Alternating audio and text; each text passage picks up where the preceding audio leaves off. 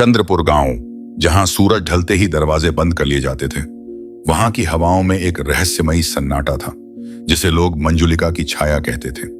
किले की चोटी पर स्थित उस हवेली को लेकर लोगों में अनेक कहानियां प्रचलित थीं, लेकिन कोई सच्चाई नहीं जानता था। सब बस यही कहते कि वहां कोई है जो आज भी इंतजार कर रही है। इंतजार बदले का, इंतजार मुक्ति का। कहानी की शुरुआत होती है कॉलेज के एक ग्रुप से जो पुरातन इतिहास पर रिसर्च कर रहा था, और उन्होंने सुना कि चंद्रपुर का किला एक भूतिया स्थान घोषित किया गया है। उनकी टीम में 5 लोग थे: आरव, नेहा, समीर, खुशी, तीन खुशी और इरफान। उन्होंने तय किया कि वो एक रात किले में रुककर सच्चाई का पता लगाएंगे। आरव खुद एक यूट्यूबर था और उसे कुछ अलग करने की चाह थी। वे सभी कैमरा, टॉर्च और जरूरी उपकरण लेकर रात 8 बजे चंद्रपुर पहुंचे। गांव के बुजुर्गों ने मना किया कि बच्चों मत जाओ वहां, मंजुलिका जाग गई है। पर आज की पीढ़ी किसे मानती है? किले का दरवाजा जंग खाए लोहे का था जिसे खोलने में तीनों लड़कों को जोर लगाना पड़ा। दरवाजा खुलते ही एक तेज हवा के झोंके ने सबकी रूह तक कंपा दी। अंदर अंधेरा था, एक सड़ी हुई सी गंध हवा में तैर रही थी। उन्होंने कैमरे ऑन किए और किले की जांच शुरू की। दीवारों पर अजीब चित्र बने थे, जैसे किसी ने खून से बनाए हों। एक जगह बड़े बड़े अक्षरों में लिखा था, मुझे मत जगाना। लेकिन आरव ने मजाक उड़ाते हुए कहा, लो, अब हम तुझे जगा ही देंगे मंजुलिका। नेहा ने उसे चुप कराया, पर देर हो चुकी थी। किले का सबसे अंदरूनी हिस्सा था नर्तक कक्ष, जहां एक जमाने में राजा की दरबारिनों का नृत्य होता था। वहां अब सन्नाटा पसरा था, लेकिन दीवार पर एक पेंटिंग थी। एक सुंदर स्त्री, घुंघरू पहने, बड़ी बड़ी आंखें, लाल साड़ी में, जिसका चेहरा आधा जला हुआ था। खुशी बोली, ये कौन है? तभी पीछे से किसी ने फुसफुसाया, मैं हूं मंजुलिका। सभी ने मुड़कर देखा तो वहां कोई नहीं था, लेकिन कैमरे में एक हल्की सी छाया रिकॉर्ड हो चुकी थी। इरफान कांपने लगा, बोला, हमें यहां से चलना चाहिए। पर आरव ने कहा, इतनी दूर आए हैं, कुछ तो चाहिए ना सबूत। रात के ठीक 12 बजे किले की हवाएं रुक गईं, जैसे समय थम गया हो। समीर को एक कमरा दिखा जिसमें लोहे की सलाखों वाला दरवाजा था। उसने जैसे ही हाथ लगाया, दरवाजा अपने आप खुल गया। कमरा अजीब सी ठंड से भरा था। वहां जमीन पर एक कागज मिला। उस पर लिखा था, मुझे जलाया गया, मैं वापस लौटूंगी। तभी खुशी चिल्लाई, नेहा नहीं दिख रही। सब भागते हुए उस हॉल में पहुंचे जहां पेंटिंग थी। वहां नेहा बेहोश पड़ी थी और उसके हाथ में एक खून से सना हुआ घुंघरू था। आरव उसे उठाकर बाहर लाया, लेकिन तभी कमरे की दीवारों से एक स्त्री का क्रंदन सुनाई दिया, जैसे कोई टूट कर रो रहा हो, और उस रोने की आवाज दिल चीर देने वाली थी। नेहा को होश आया तो उसने जो कहा, सबकी रूह कांप गई। वो मुझ में आ गई है, मैं मंजुलिका हूं। भूतिया साया। अब नेहा की आंखें लाल थीं। उसका चेहरा वैसा ही था जैसा पेंटिंग में था, आधा जला हुआ। उसने धीरे से मुस्कुराकर कहा, तुम सबने मुझे जगा दिया, अब तुम सब यहीं मरोगे। समीर, इरफान और खुशी भागने लगे, पर दरवाजा अपने आप बंद हो गया। दीवार से निकलती काली परछाइयां अब चारों ओर थीं। खुशी को जैसे ही एक छाया ने छुआ, वो हवा में उठ गई और छत से उल्टा लटक गई। उसकी चीख किसी ने नहीं सुनी। इरफान भागते भागते एक तहखाने में गिरा। वहां दीवारों पर कई नाम लिखे थे, राजा विक्रम, रागिनी, पंडित हरिप्रसाद, और एक कोना था जिसमें लिखा था, मंजुलिका। नर्तकी जलाई गई, लेकिन आत्मा अमर है।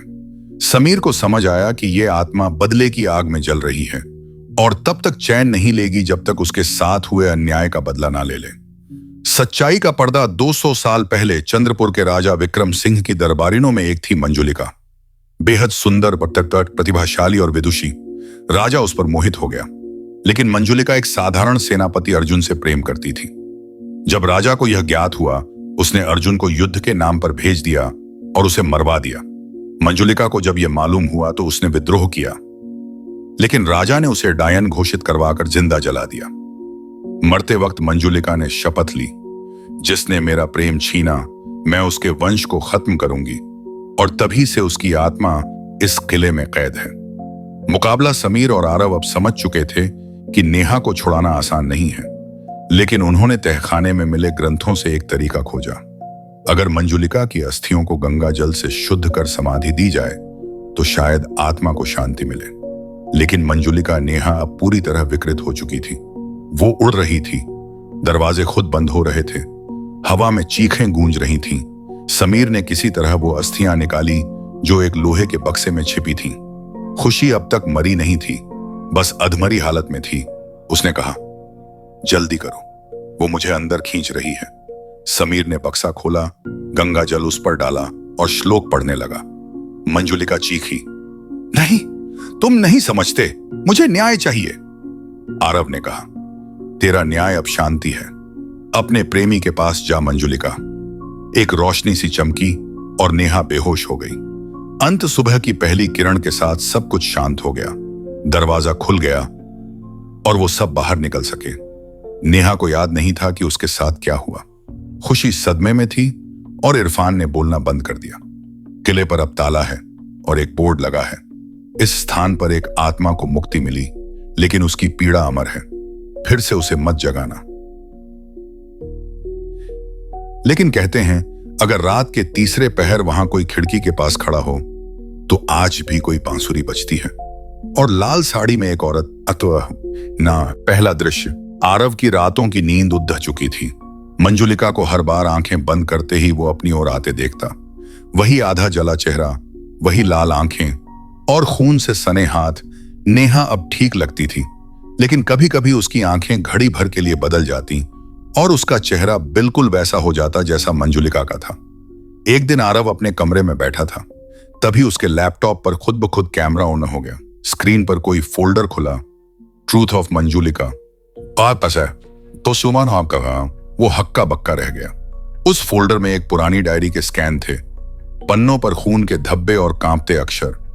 एक शब्द हर पेज पर लिखा था, शाप अभी टूटा नहीं है। दूसरा दृश्य। नेहा के सपनों में मंजुलिका आने लगी थी, लेकिन अब वह उसे डरा नहीं रही थी, बल्कि गिड़गिड़ा रही थी। मुझे पूरी मुक्ति चाहिए। मैंने बदला तो लिया, पर मेरा अंत अभी भी अधूरा है। मंजुलिका ने बताया कि जब उसे जिंदा जलाया गया तो उसके शरीर का एक हिस्सा राजा विक्रम सिंह ने दरबार के अंदर तंत्र साधकों को सौंप दिया था, जिससे उसकी आत्मा कभी पूरी तरह मुक्त न हो सके। नेहा डर गई। उसने आरव को यह सब बताया। आरव ने खुश होकर कहा, इसका मतलब है मंजुलिका अब हमसे मदद मांग रही है। नेहा ने धीमे से कहा, या फिर ये एक और जाल है। तीसरा दृश्य। अब कहानी का अगला मोड़ था, चंद्रपुर का शाही मंदिर। जहां राजा विक्रम सिंह के तांत्रिक गुप्त अनुष्ठान किया करते थे। स्थानीय पुजारी राम भरोसे बाबा ने बताया कि किले की आत्मा अभी भी अधूरी है। जो हिस्सा बचा है वो अभी भी विक्रम महल के नीचे बंद है। वहां जाना मतलब खुद मौत को बुलाना है। पर आरव, नेहा और समीर ने तय किया कि वो जाएंगे। मंजुलिका की आत्मा को पूरी मुक्ति देना अब उनका कर्तव्य बन चुका था। चौथा दृश्य। विक्रम महल की दीवारों पर तांत्रिक चिन्ह बने थे, जैसे कि वो किसी को बंदी बनाए हुए हों। अंदर घुसते ही पूरा वातावरण बदल गया। हरी हो गई, दीवारें सांस लेने लगीं और जमीन जैसे थरथरा रही थी। नेहा अचानक रुक गई, उसकी आंखें फिर बदल गईं और मंजुलिका की आवाज आई, यही है वो कमरा, यही मेरी पीड़ा का केंद्र है। कमरा खोला गया। अंदर एक तांत्रिक यंत्र था, जिसके बीचों बीच एक सोने का कलश रखा था। उसमें खून जमा हुआ था और उस पर एक रस्सी से बंधा मानव कंकाल का टुकड़ा था, शायद वही अंग जो राजा ने छिपाया था। जैसे ही नेहा ने उसे हाथ लगाया, पूरा कमरा लाल रोशनी में डूब गया। दीवारों से खून टपकने लगा। मंजुलिका की आत्मा पूर्ण रूप से नेहा में समा गई। पांचवां दृश्य। अब मंजुलिका पूरी शक्ति के साथ इस संसार में लौट चुकी थी, लेकिन आश्चर्यजनक रूप से उसने किसी को नहीं मारा, न आरव को, न समीर को। उसने कहा, अब जब मेरा हर हिस्सा एक हो चुका है, मुझे सिर्फ एक चीज चाहिए, न्याय। उसने आरव को अपने साथ अतीत में दिखाया। एक दृश्य जहां राजा ने झूठा आरोप लगाकर मंजुलिका को डायन घोषित किया, उसका प्रेमी अर्जुन कैसे उसके सामने मारा गया और फिर कैसे उसे दरवाजे में बंद कर आग लगा दी गई। आरव और समीर यह सब देखकर रो पड़े। छठा दृश्य। अब मंजुलिका ने कहा, मेरी मुक्ति तभी होगी जब इस धरती पर मेरे साथ हुए अन्याय को मिटा दिया जाए, मेरी समाधि बनाई जाए और मेरे नाम से मेरा प्रेम सत्य घोषित किया जाए। गांव वालों ने विरोध किया, डायन की मूर्ति, ये पाप है। पर नेहा, आरव और समीर ने सबको सच्चाई समझाई और गांव के बुजुर्ग खुद आकर बोले, हमें गलती माननी चाहिए, मंजुलिका दोषी नहीं थी। अंतिम दृश्य, मंजुलिका की समाधि उस किले के ठीक सामने बनाई गई, एक पत्थर की मूर्ति जिसमें वो घुंघरू पहने, आंखें बंद किए शांति की मुद्रा में बैठी थी। नेहा की आंखें फिर कभी नहीं बदली, लेकिन वो कभी वैसी भी नहीं रही। आरव ने अपने YouTube चैनल पर पूरी सच्चाई डाली, द ट्रूथ ऑफ मंजुलिका, और वो वीडियो पूरी दुनिया में वायरल हो गया। पर एक चेतावनी के साथ, इस आत्मा को भले मुक्ति मिली हो, पर उसकी पीड़ा एक दर्पण छोड़ गई है। अगर फिर से कोई उस सच्चाई से खेलेगा, मंजुलिका लौट सकती है। कहते हैं, आज भी जब हवाएं बहुत तेज चलती हैं और मंदिर की घंटियां बिना छुए बजने लगती हैं, तो कोई फुसफुसाता है, मैं मंजुलिका, अब मुझे डर नहीं लगता। प्रारंभिक दृश्य 2 साल बाद मैं बीत चुका था। आरव अब दिल्ली में एक डॉक्यूमेंट्री फिल्म मेकर बन चुका था। नेहा ने अपने जीवन को शिक्षा की ओर मोड़ लिया था और बच्चों को इतिहास पढ़ाने लगी थी। सब कुछ सामान्य लगने लगा था। आता रहा था, लेकिन असल में जो होना बाकी था वो अब शुरू होने जा रहा था। नेहा के सपनों में फिर से मंजुलिका आने लगी थी, लेकिन इस बार मंजुलिका अकेली नहीं थी। एक नई आवाज गूंज रही थी, गहरी, भारी और घुटन भरी। जिसे तूने आजाद किया, उसी ने मुझे भी जगा दिया।